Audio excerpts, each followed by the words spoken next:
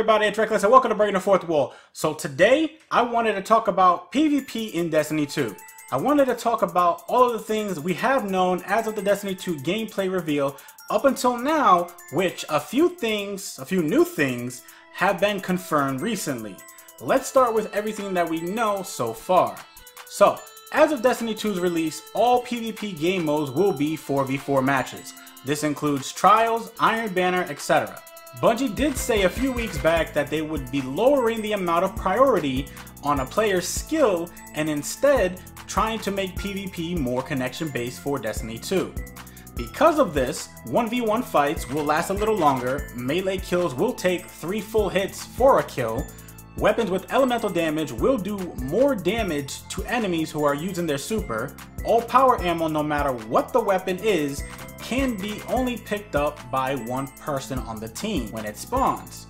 Sticky grenades of any kind will no longer one-shot kill an enemy unless damage was done prior to being stuck. Now also, the UI as well as the audio has been optimized a little bit more in PvP, as well as more notifications that say things like where you are on a map, who popped their super, who picked up ammo, and what weapon they are loading that ammo into.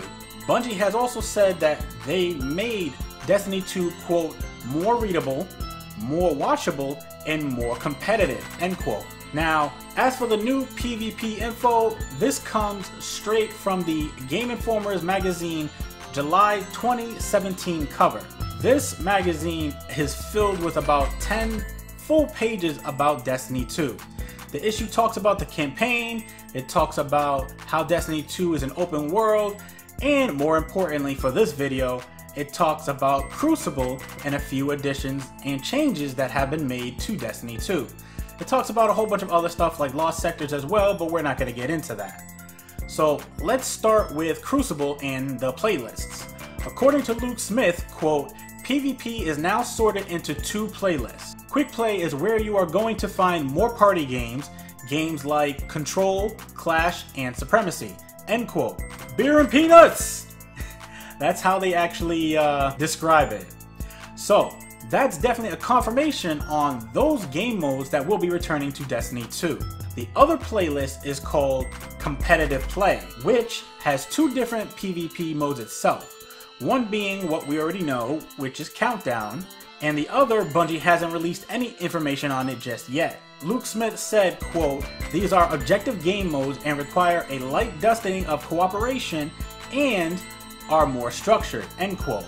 So, I am actually glad that there are going to be differences between both playlists for Destiny 2. The Quick Play playlist is more of a casual playlist, while the competitive playlist is featured more to those hardcore competitive players. I think that the second mode for the competitive playlist could possibly be what a lot of us PvP players wanted for a long time in Destiny, which was some sort of ranking system, but I'm not sure how they would implement that with a group instead of individual. Another possibility for the mode that Bungie isn't talking about is an actual hardcore mode, meaning no radar, weapons do more damage, kind of like how Call of Duty does their hardcore mode.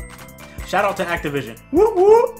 However, both of these ideas that I just threw out there are both pure speculation, but it would be nice to see at least one of those. One last thing to note is that we can say goodbye and rest in peace to heavy machine guns because they will no longer be a thing in Destiny 2, and that this particular weapon type is being actually phased out.